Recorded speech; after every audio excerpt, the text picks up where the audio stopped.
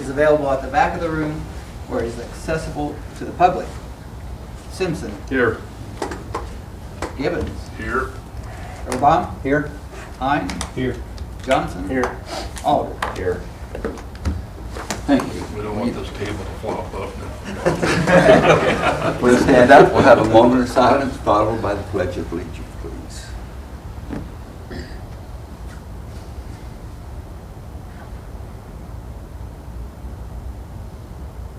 Amen.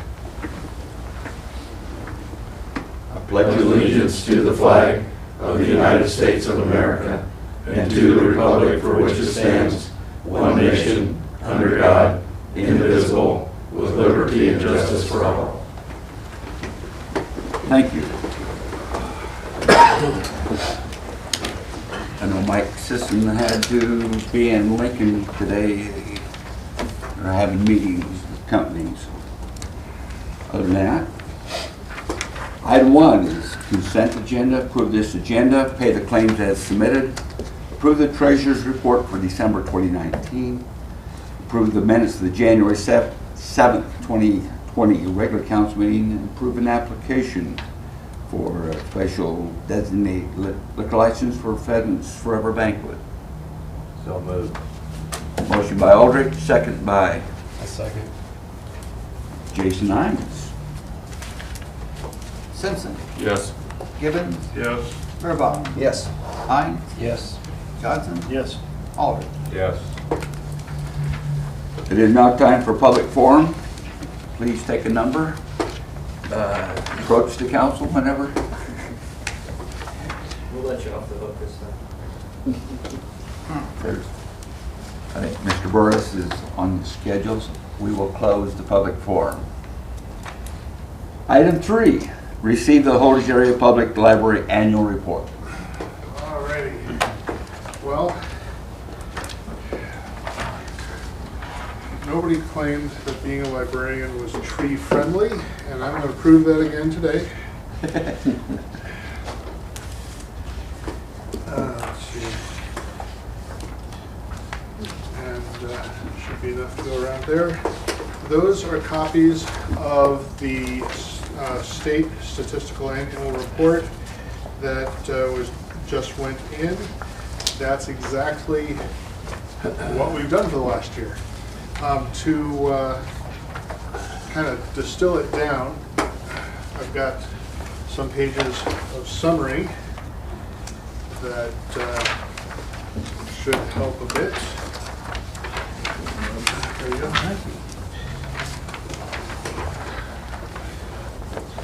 All right, with this last one, the colored spreadsheet as it's making its way around, that is my preferred way of looking at how well the library is doing. There are no hidden calculations on this. I take the number of items that the library has provided in the past fiscal year. We've got the estimated costs to the public, and then we just multiply that out. And on that basis, the library is providing 3 times the value that the city and the county are pumping into it. I think we're doing okay. If you look at our visits and circulation, it looks like over the past fiscal year, the number of visits are down. The number of book checkouts for adults are down. The number of DVD checkouts are up. The number of children's book checkouts are up. And the number of electronic book checkouts are up. And I think what's really holding us back is something that we are starting to talk about as a library board. We are looking to, well, my encouragement to the library board to to make the funds available so we can purchase that property next to the library. What's holding us back is lack of parking. We have a significant restraint on the number of people that can come in during bad weather or with large numbers of kids, because once you get past about 10 cars, we're all full. And during snow emergencies, all parking is prohibited for the library, since we're on a corner of 2 snow routes. So we are looking at and taking the first steps, talking with a developer to see what it would take to build a new library building with a parking lot. That's my thing. We are still in the very early stages of that, but so far we haven't found anything that's really holding us back. The library board has formed a building committee, and it will be having its first meeting in 2 days, so that we can start getting some estimated square footage necessary, so we can go forward with trying to find out just what it would take to get a new building together for our community. And last time we talked about that, a member of this council asked for a map of library card holders. Now, I did this. I found out that it looks very pretty. It's also completely useless as far as planning goes. So I've added the URL and a QR code so that you can get to the Google Maps document of this, and you can zoom in and find your way around the city and just see what kind of coverage library cards have in Holdridge. Now, I did want to make this somewhat anonymous, since this is our card holders' private information here. I have removed all multiple addresses. So if you look at the flag over my house, you will find one flag, in spite of the fact that there are 5 card holders at that address. So just because there's a flag does not mean that there's just one card holder there. It means that there are one or more. I'm also not guaranteeing that all of the addresses made it correctly. As I was dumping all of the county's addresses in there, I found that Google Maps wanted to say that we've got some card holders in Atlanta, Georgia. But I had spent quite a bit of time on this project, and I've just left some of those. So if you see some outliers in Connecticut or Colorado, don't be too concerned about that. What we've really, but you can tell just from this printout, we've got pretty good coverage. We've got a lot of people that have library cards. We actually have slightly more library cards issued than there are residents in the county. This does not surprise me, because we also have library cards issued to other libraries to facilitate interlibrary loans. When we send stuff to them, we issue a library card so we can keep track of our materials that have gone out.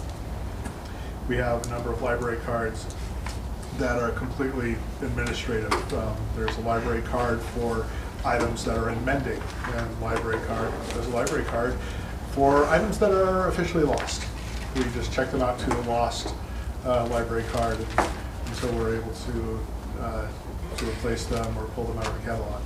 So there are some additional library cards. But by and large, if you're a member of Holdridge, you have a library card. I think we're doing very well at that. What we need to do is make the library a little more accessible to people so that they can drive in and be assured of a parking space. We have recently appointed one of our clerks to oversee adult programming. We're having a lot more things going on that appeal to adults, so it's not just story time for 4-year-olds.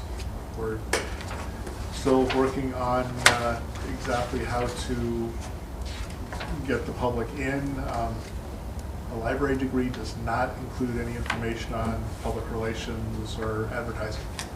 We're having to learn that the hard way. But that is part of our goals for this next year.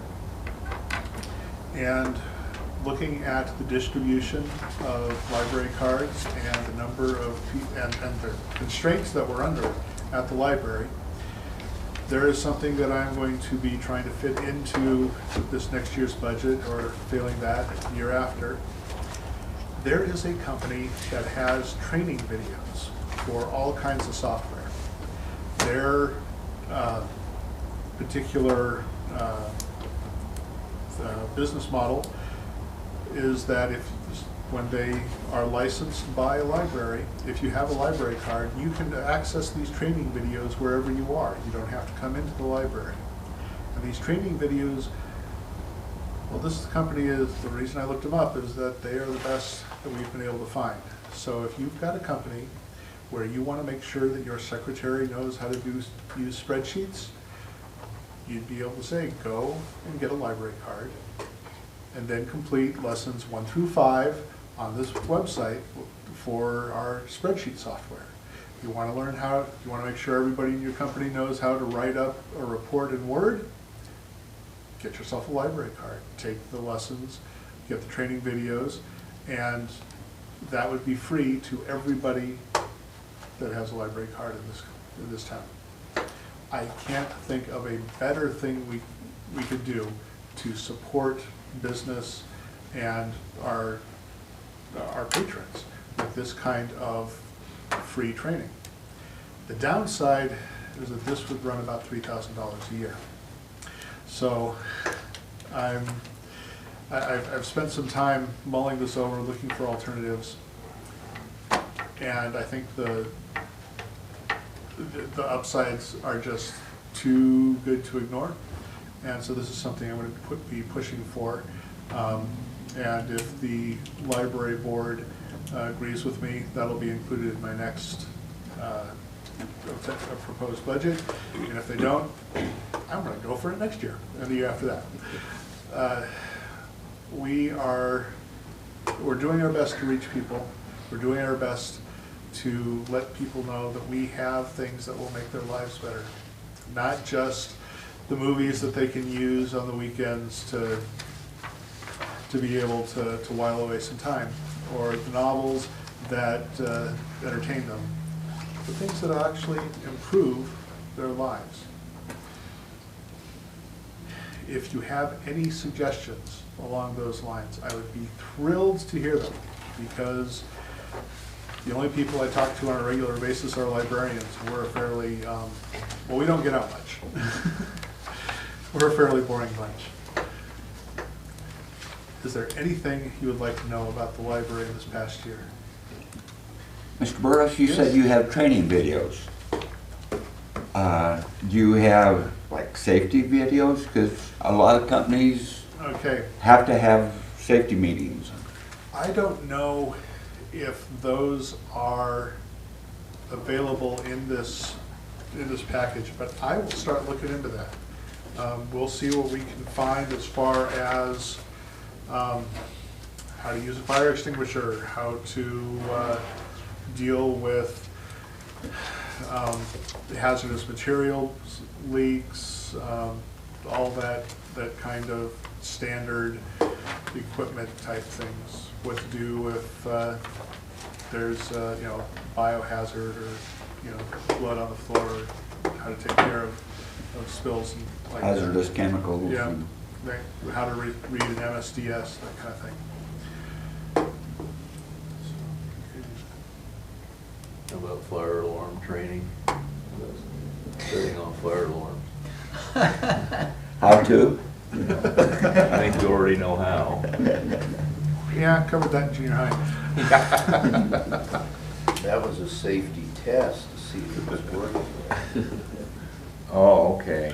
And it does. That's I was what, misinformed then. that's what we hear, it was an alarm check. Okay. Has your building committee done a study for the needs of the library? There was a study done in 2009. We are looking at that, and we are considering, and we're just at the very, very beginnings of this. We're considering how far out of date that might be, whether or not that might be still valid or not. We're, like I said, we're just dipping our toe into the waters right now. But this is something we are seriously pursuing. And I'm very enthused about this, like I said, because we got to get a parking lot somewhere. And if that comes along with a new building, great, but I want the parking lot. Yeah, if you get a new building, you'll have to have adequate parking, Yes, just Yeah. by city codes. right. Well, that is the main thing that's holding us back. We are providing about 3 times the value of our funding to the public. And I worked in a town just slightly smaller than this one for 8 years. And we were doing quite a bit better. And the only difference is that we had angled parking along one side of the library. We had 8 additional parking spots. Honestly, if we had the parking, we'd have much more community use of the library. It's very clear that people come when they can get a parking space. Randy? Mike, has there been any discussion about the house to the north of the library? I mean, where are we with that? We have not been dealing with that. Right now, everything that we've been doing will apply no matter what building site we get. So we haven't felt the need to differentiate between where it's going to be. But like I said, none of us have done this before. We're kind of feeling our way through it, looking for a checklist that can guide us through. It's gonna take some time, you're just, Oh, yeah. I Like baby realize this is steps. gonna be a 3 to 4 year project, but if I don't start now, it's gonna be even farther out, so. I hope it's a 2-year project. That would be sweet. I would Yeah. love that. It can happen. And I'll keep going after it. Okay. Take a lot of planning. Like I say, we've never gone into this before. Right. Uncharted waters. I did have a meeting with representatives of the Nebraska Library Commission, I believe it's called. They were pointing me to locations and where we could get grants or matching funds for increased computer or internet connection. They want a new library to have,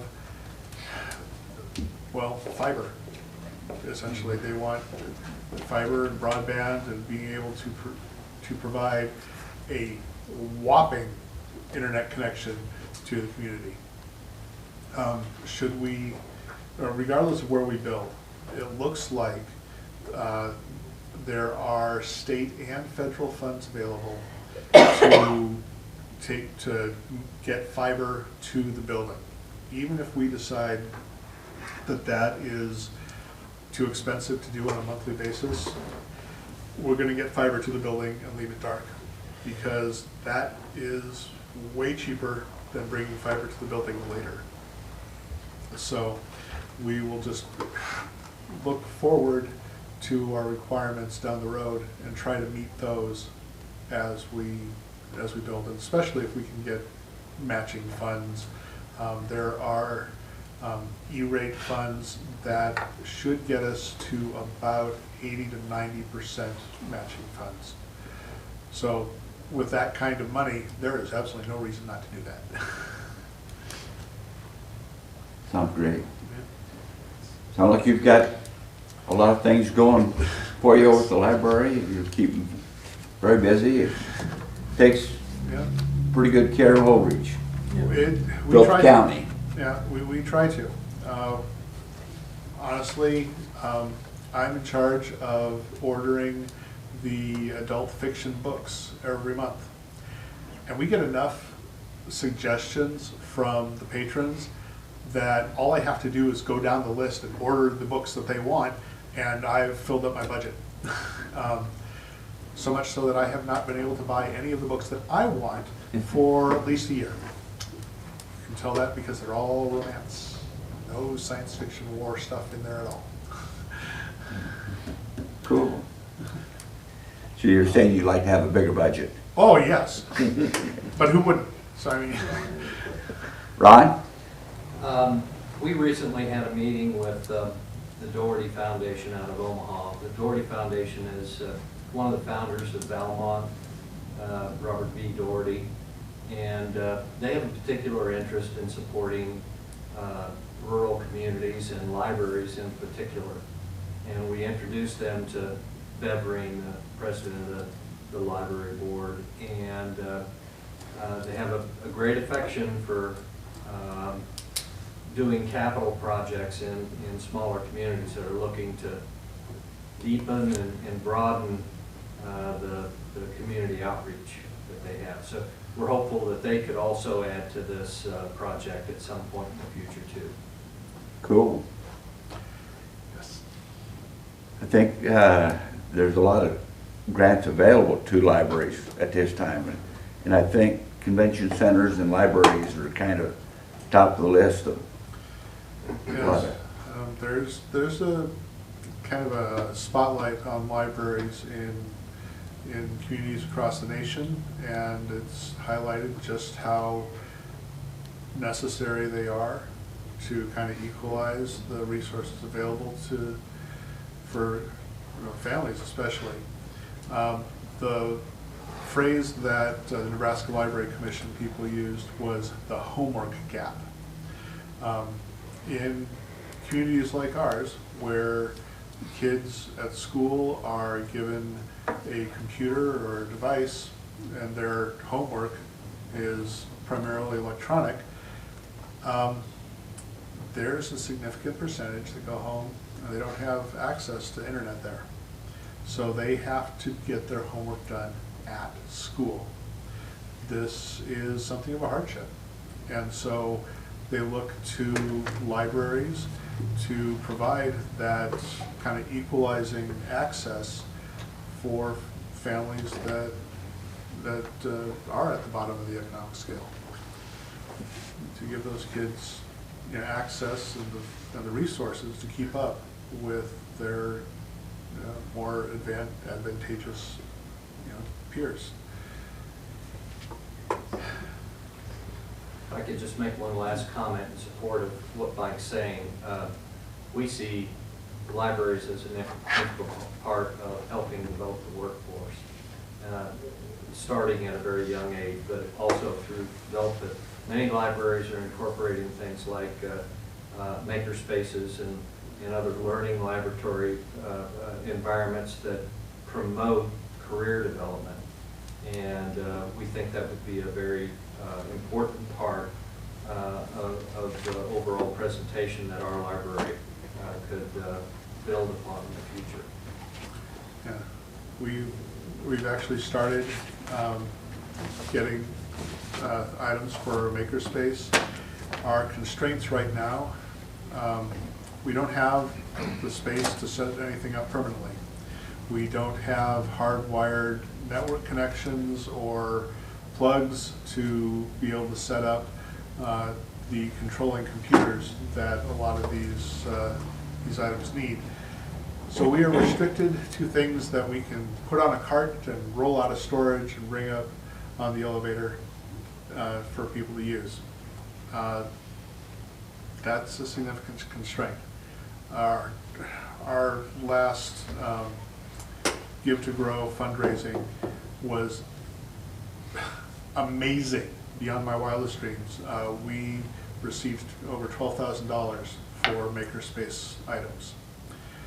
So we've got the funding, we just need a space for it. Unfortunately, a new building costs way more than $12,000. So we are going to stick with items that we can put on a cart. But I think that indicates that our community wants these things, that they see a need for them in their lives, and we're going to do our best to deliver. That's great. Any more questions? Need a motion to receive the report? So moved. Second. Given, second. Gibbons, Yes. Herbach, Yes. Hines, Yes. Johnson, Yes. Aldrich, Yes. Simpson. Yes. Thank you, Mr. All Burr. right. Thank you. Thank you, gentlemen. Well received. And enjoy messing around with Google Maps to go see just how much blue there is across the county. Cool. Thank you for your time. Coming up. Item 4, I'm going to table till the next council meeting. Item 5, let's hit open discussion before we do the number 5. Chief? Nothing much other than remind people dog tags are actually due the end of this month. We do give them kind of a grace period until the end of February, and then we send letters out. But if people could come in and get their tags. If they're got their shots, what are they, like $10? I think they're 6 and 12. 12. 6 and 10? 6 and 12. 6 and 12, yeah.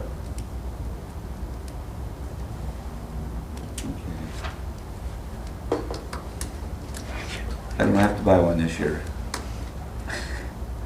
Old age. Not me. You need one. Dane. No, thank you. Troy? Nothing? Jason? Nothing. Ben? Nothing. Randy? There's some information in your packet about the ball fields, where we're at to date.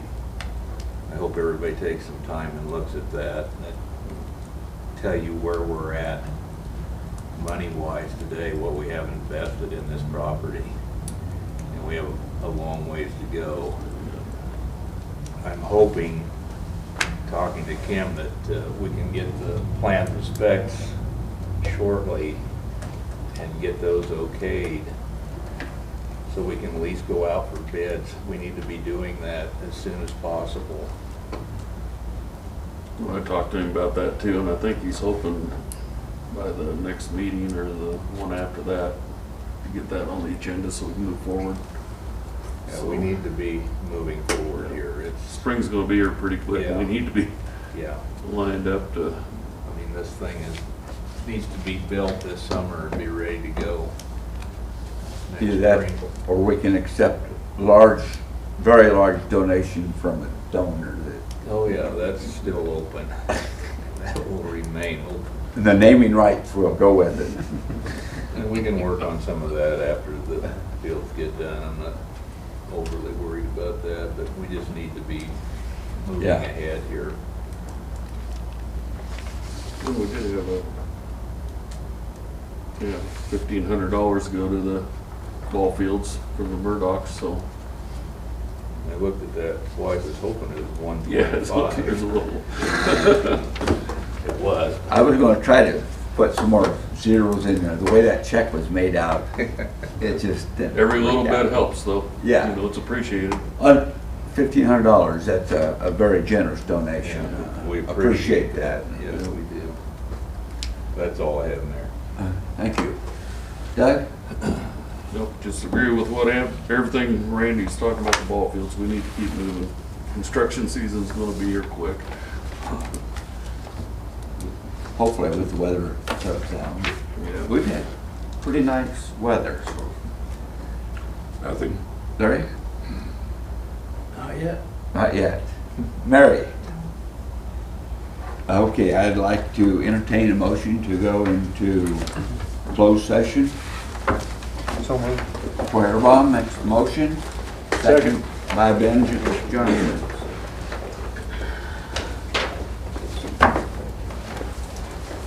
Who's the second there? Ben? And maybe. Hines.